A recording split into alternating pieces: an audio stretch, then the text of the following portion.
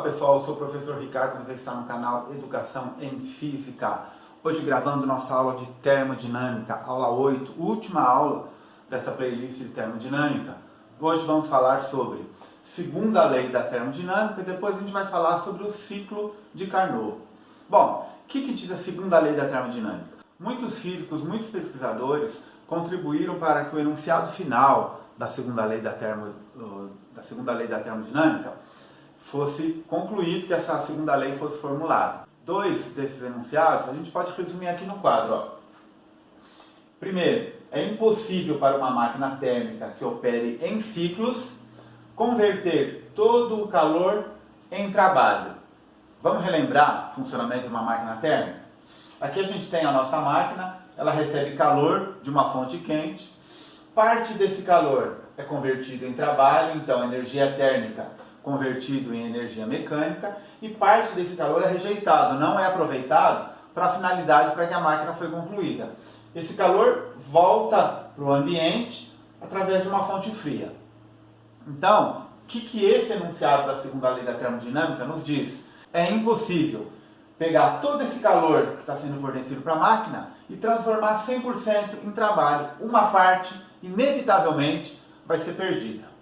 E esse enunciado aqui diz o seguinte, ó, o calor flui espontaneamente de um corpo quente para um corpo frio. Isso aí a gente já viu. Quando a gente coloca dois corpos com temperaturas diferentes, transmissão de energia térmica ocorre do corpo mais quente para o corpo mais frio. O inverso só ocorre com a realização de trabalho. E no nosso caso aqui, o que é o inverso? Por exemplo, uma máquina frigorífica, um refrigerador. Para eu transferir calor da fonte fria, lembre que eu falei na outra aula, a fonte fria também tem calor. Não é porque ela é fria que ela não tem calor.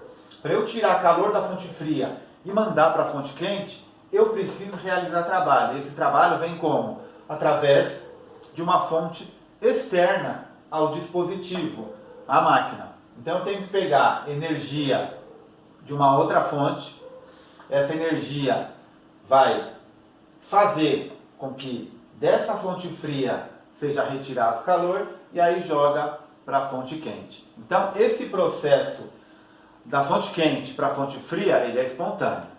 Da fonte fria para a fonte quente, ele não é espontâneo. Eu preciso realizar trabalho. E realizar trabalho significa converter energia, utilizar uma outra fonte de energia para que esse processo possa ser realizado. E como que a gente traduz esse enunciado numa fórmula matemática? Ora, o calor que é fornecido, no nosso caso, o estudo no ensino médio, para uma transformação gasosa, para uma máquina térmica, parte é usado para o trabalho, parte ele é rejeitado para a fonte fria. Dessa forma, o trabalho realizado pela máquina térmica é igual o calor que vem da fonte quente, o calor recebido, menos o calor que vai para a fonte fria, o calor cedido. Quando a gente fala de uma máquina frigorífica, de um refrigerador, esses valores são negativos. Ó, o inverso só ocorre com a realização de trabalho. Alguns autores costumam colocar essas fórmulas aqui, tudo em módulo, tá? Lembrando que o que interessa é a análise da situação. Mas eu não vou colocar módulo aqui para não confundir mais a cabeça de vocês. Mas lembrando, no caso de uma máquina frigorífica, o processo ele é inverso. Bom, definido a nossa segunda lei da termodinâmica, bom, então em resumo, o que a segunda lei da termodinâmica nos diz? É impossível um rendimento. Bom, em resumo, o que a segunda lei da termodinâmica nos diz? É impossível uma máquina térmica ou uma máquina frigorífica com um rendimento de 100%. Esse rendimento vai ser sempre abaixo de 100%. Eu não consigo converter toda a energia fornecida para a máquina em trabalho. Segundo, se eu quiser uma máquina que funcione no sentido inverso, tirar calor da fonte fria e jogar para a fonte quente, para que ela possa funcionar, eu preciso da realização de trabalho. Isso significa que eu vou precisar de energia de uma fonte de fora, para que essa máquina possa cumprir a sua finalidade. Então eu vou sair aqui da frente da lousa, para vocês darem um print aqui na tela, e aí a gente volta para falar do ciclo de Carnot. É uma máquina térmica que opera numa transformação cíclica especial. Vou só apagar aqui e já volto, não sai daí. Bom, pessoal, então nós vamos falar sobre o ciclo de Carnot. O que é o ciclo de Carnot? É uma transformação gasosa. Uma transformação gasosa cíclica. Definição de transformação cíclica. Sai de um estado inicial, passa por várias transformações e volta ao estado inicial. A gente viu que a segunda lei da termodinâmica nos diz que para uma máquina térmica é impossível um rendimento de 100%. Ou seja, é impossível você converter o total de calor que você retira da fonte quente em trabalho. Uma parte você sempre perde. Mas aí o Carnot e outros ficaram pensando, bom, 100% eu não consigo, mas será que não existe um ciclo que tenha a melhor performance, o melhor rendimento possível? E depois de muito pesquisarem, o Carnot chegou nesse ciclo, que é o ciclo que, embora não tenha 100% de rendimento, é o melhor rendimento possível para uma máquina térmica que opere em ciclos. E como que funciona esse ciclo? Vejam só. A gente tem duas temperaturas aqui, duas isotermas, né? T1 e T2. Lembrando, a isoterma mais afastada da origem representa a maior temperatura. Então a transformação no ciclo de Carnot, ela vai se dar em 4 etapas.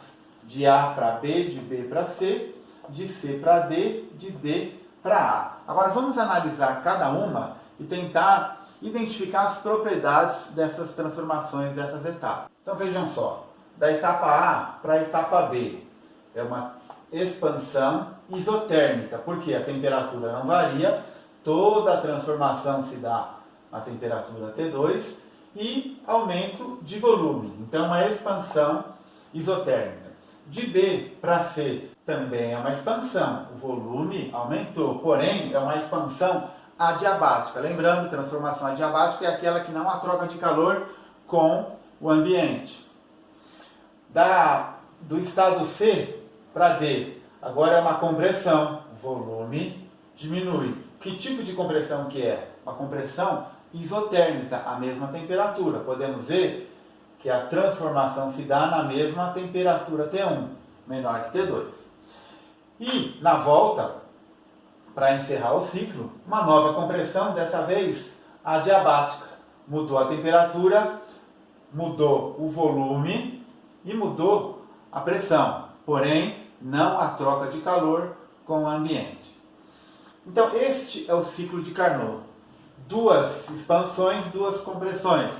Duas isotérmicas, duas adiabáticas. Agora vamos analisar aqui com os conhecimentos que a gente já tem sobre a primeira lei da termodinâmica e as transformações isobárica, isotérmica, isovolumétrica e adiabática. De A para B é uma expansão. Se é uma expansão, trabalho positivo. Trabalho maior que zero. Na expansão de A para B, eu estou retirando calor da fonte quente. Então, o calor na transformação AB, ele é maior que zero, ele é positivo. A máquina térmica está recebendo calor da fonte quente.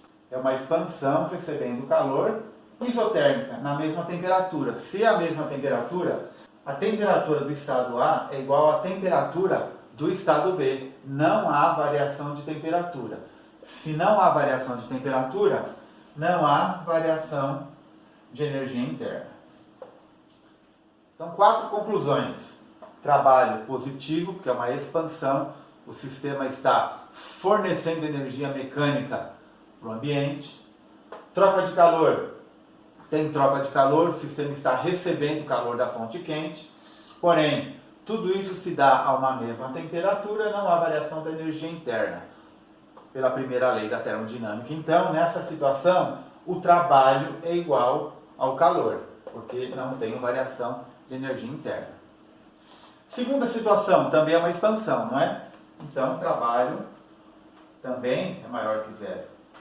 Mas é uma expansão adiabática, não tem troca de calor com o ambiente. Então, o calor trocado nessa etapa B e C é igual a zero. Não há troca de calor com o ambiente. E o que acontece com a temperatura? De B para C, a temperatura diminui.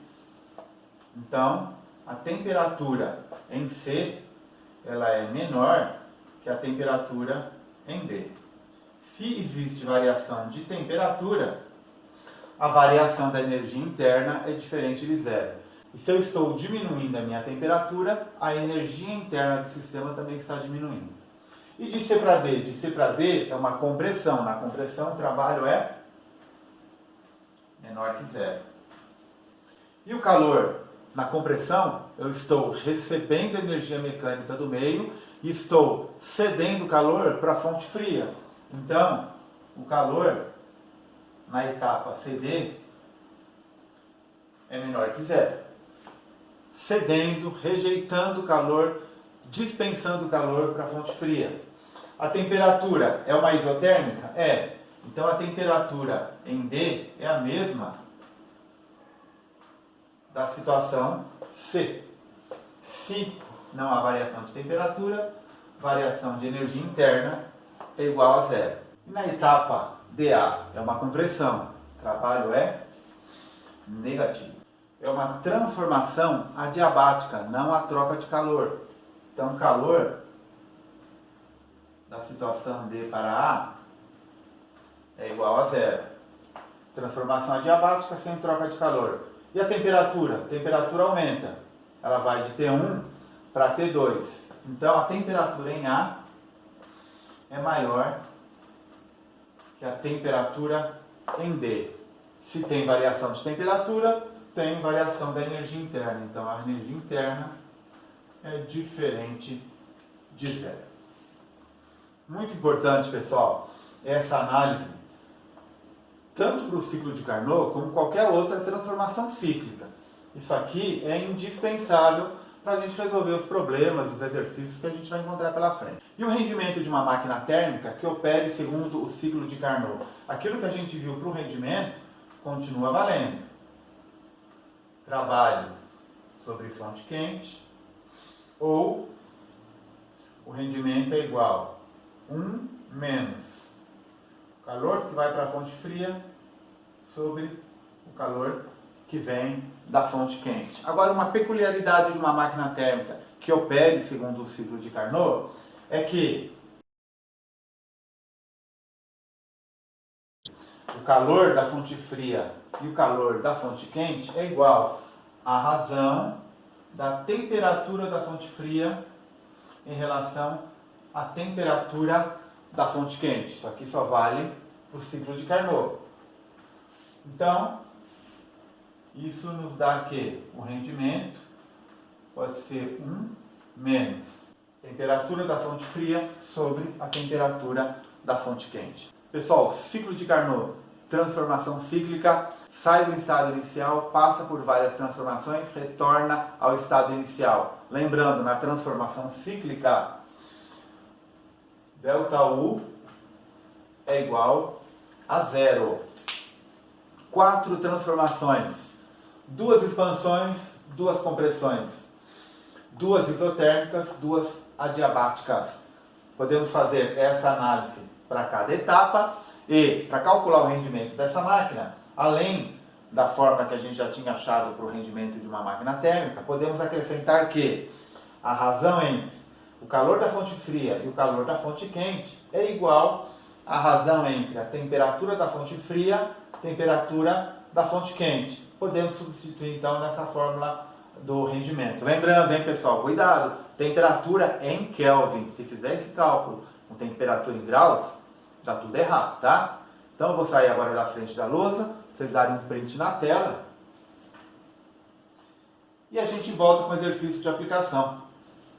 Vou pôr o exercício aí na tela, tentem resolver, depois, você já sabe, a gente vem com a resolução.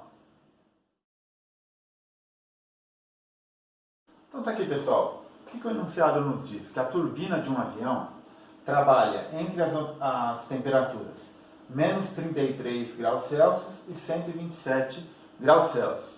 Retira calor de uma fonte quente nessa temperatura e rejeita calor numa fonte fria nessa temperatura. Lembrando, temos que trabalhar com a temperatura em Kelvin, então aqui já fiz as conversões. Ele diz que essa turbina tem um rendimento de 80% de uma máquina que trabalhasse segundo o ciclo de Carnot nessas mesmas condições. E ele pergunta, qual que é o rendimento dessa turbina? Bom, vamos achar então o rendimento de uma máquina térmica, que trabalha segundo o ciclo de Carnot com essas informações. Como é que eu calculo aqui o rendimento? O rendimento é igual a 1 menos, está aqui, né? Eu até deixei aqui na lousa para ficar mais fácil da gente fazer. 1 menos 240 sobre 400. Isso aqui vai dar 0,4. O rendimento da turbina é 80% disso. Então, o rendimento da turbina é igual a 80%, ou 0,8 vezes 0,4.